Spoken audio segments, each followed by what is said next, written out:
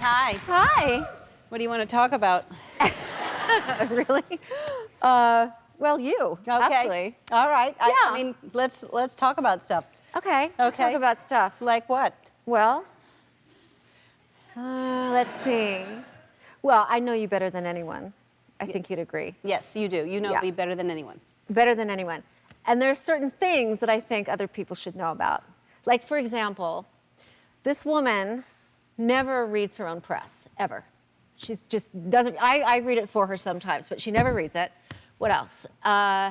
She has no idea how many awards she's won. She doesn't even care to tell me when she's nominated for something, ever. And then when she comes home from work, she never talks about the celebrity guest. She always talks about that special person that was in this chair that really affected her and touched her because they did something amazing for other people. And that's what she talks about. It's true. It's true. Yeah. It's true. It is true. Yeah.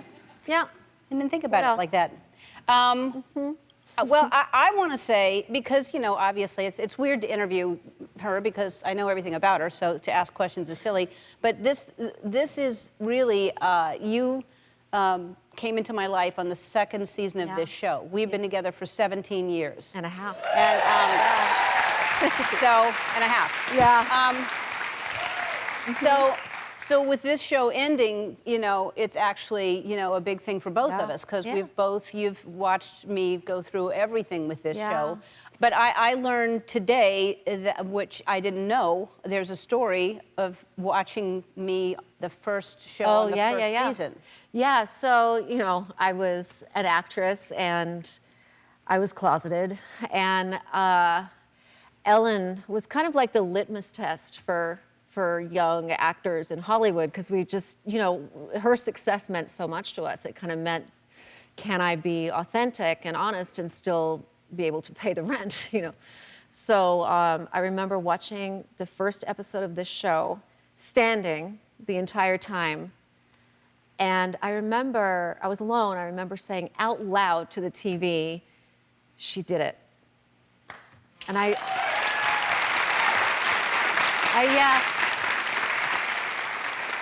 yeah, because, you could just feel the magic. Oh my gosh, I'm emotional already. That's terrible. No, but you can feel the magic in the show, and I just knew that it was going to be around for as long as you wanted it to be. Yeah, well, I didn't know that that's how you watch the show. I didn't know you didn't have furniture then, but I think what's amazing too is that since we've been together, many things have changed. You came out basically by just being with me. That was your outing, just being with me. Outed you as an actress, but your story about telling your grandmother that you were with me is a beautiful story that I would love you to share with them. Yeah, well, my grandma meant everything to me. We were actually born on the same day, and she was so special to me. And she was a huge fan of Ellen. She loved the sitcom. In Australia. In Australia, yeah. Loved her sitcom, wouldn't miss an episode until the episode where she came out. Now, I know I'm gay at this point, and I love my gran. And the minute that Ellen came out, she refused to watch the show. In fact, if a commercial for her show came on, she would change the channel and say, "That disgusting woman." So that didn't bode well for me. And then I moved to LA and I started my own career. And of course, I got together with Ellen. And I came home to see my family in Australia. And I sat by Gran's chair at her feet. And she said to me, "Are you seeing anyone special?" Now, at this point, my mom was supposed to have told Gran that I was with Ellen. And she knew that we lived together. And I said, "Gran, I'm with Ellen." And she said, "Alan? Who's Alan?" She's Australian. Tell everybody how old she is at this point. She's 99 at this point. And I said, "Yeah, you knew that I lived with Ellen." And she said, "Yes, and all this time I was worried that lesbian was hitting on my granddaughter." Right?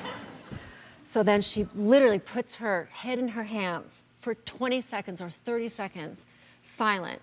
And I thought, that's it. I've killed my grandma. She's just gonna literally fall out. I really thought that I did. And she just looked at me and she goes, well, I love you just the same. Yeah. Yeah.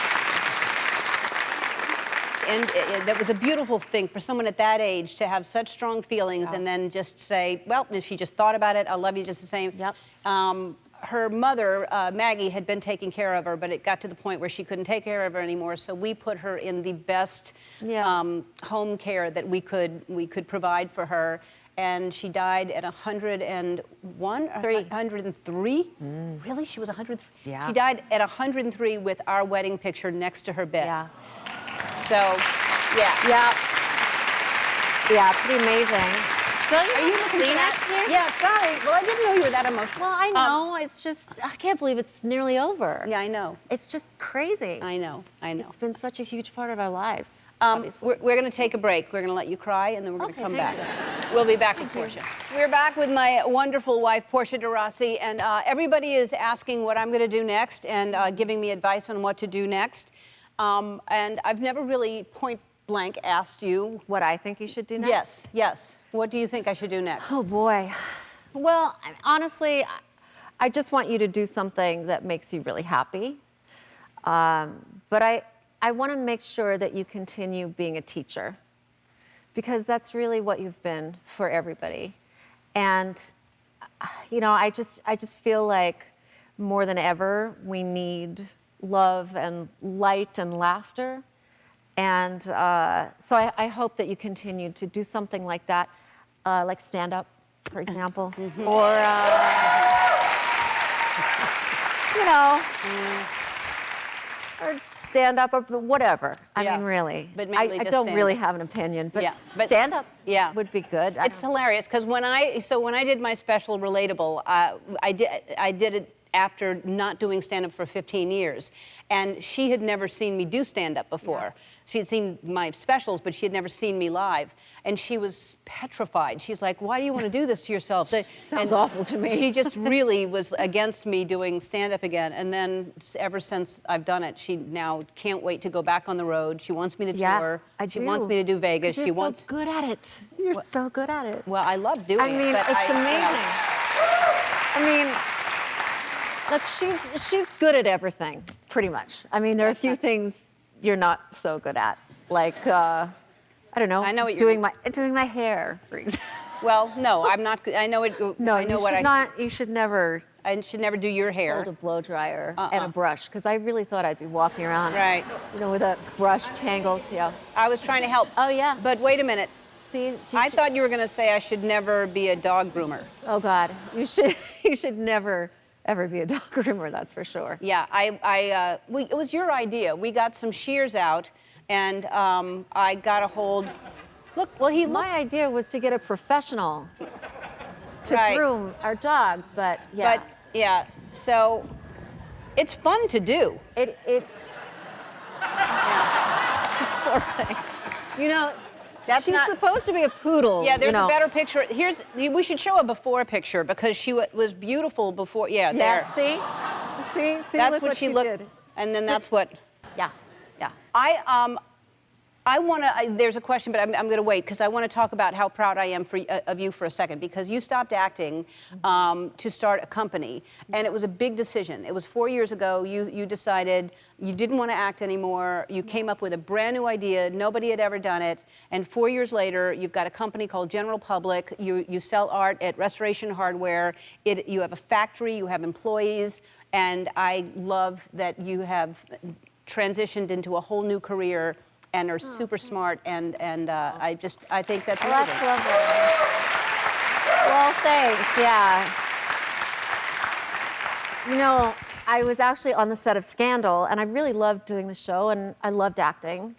But I just remember being in the trailer, and I thought, I know what this is. Like, I know what another 5 years of this is going to be like. And I just really wanted to challenge myself to do something brand new, something that I didn't know anything about. So, you know, I love art, but I kind of hate the art world because I think it's very exclusionary and it kind of benefits the gallerists rather than the artists. And then coupled with that, I just figured that technology should help painters like technology has helped every other art form. I mean, imagine if there was just one copy of The Catcher in the Rye that one person got to read, but nobody else. I mean, that's how ridiculous I think that scarcity model for painting is. So anyway, we worked on developing technology where you can scan a painting and reproduce it exactly with all the texture of the original and all the subtle nuance. And it's been really terrific, and we get to support artists that don't have representation, and they get an extra paycheck and their original back to sell. So it's really incredible. It's amazing. We have to take a break. More with Portia after this. For my 60th birthday 4 years ago, Portia gave me the most amazing birthday gift ever on the show. It was a huge surprise. And it's a campus in Rwanda, because Diane Fossey has been a hero of mine since I was a little girl. She paid attention to that when we first met, that was what I would do. Anyway, so it's finally 4 years later. The timing is amazing because it's open now. And now you get to enjoy your birthday present 4 years yes. after I gave it to you. 4 years and a lot of money later. So anyway, let's just take a look at how we started. So this was 4 years ago, and it is now open in Rwanda. It's your 60th birthday, and this gift had to be really special, and it had to represent who you are and what you really care about. So for your birthday, Ellen, I am bringing you and your hero, Diane Fossey, together by building the Ellen DeGeneres campus of the Diane Fossey Gorilla Fund. You will carry on Diane's legacy by giving them a permanent home in Rwanda.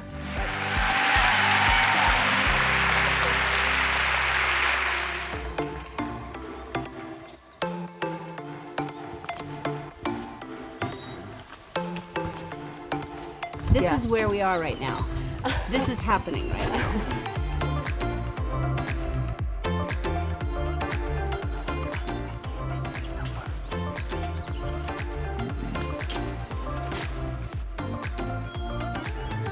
We're next to these incredible creatures, and they were so gentle and tolerant and respectful of us.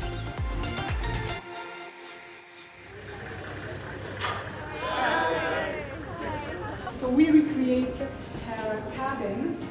This is still her original desk.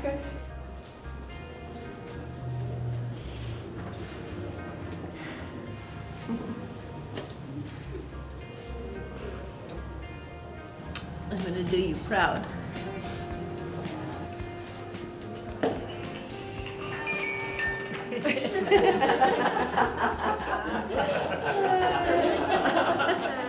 So we're standing on where my campus is going to be built.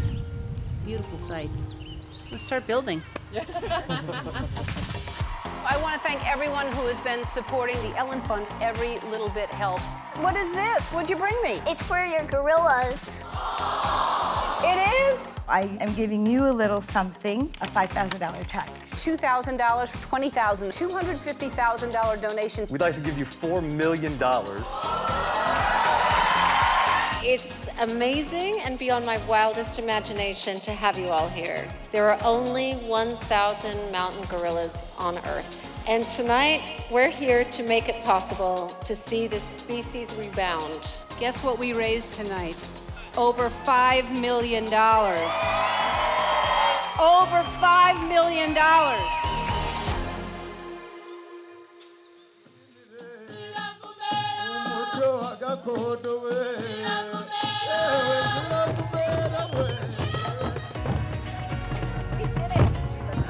I gave this gift to Ellen because we both love and wanted to protect gorillas. After coming here, however, we fell in love with the country and its people.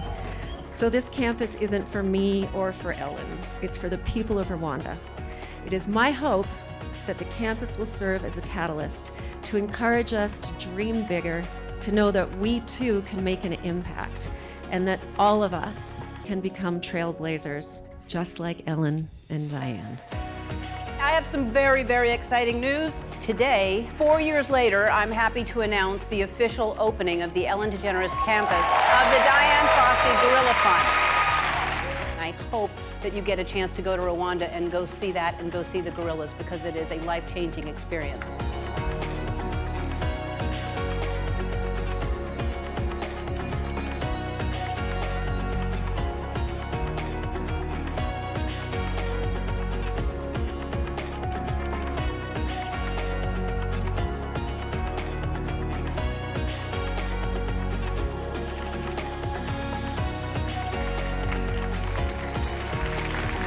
It's been amazing. It's been like a dream come true to finally get to do this. It's, you know, my whole life I dreamed of doing this, and I did it.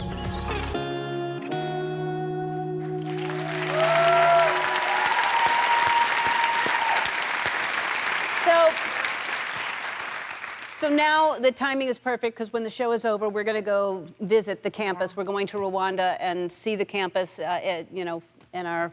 It's going to be amazing. And I have to say that not only has the Ellen Fund helped protect the gorillas, but we've raised $1 million to protect 7 other endangered species, and we're going to continue to do that.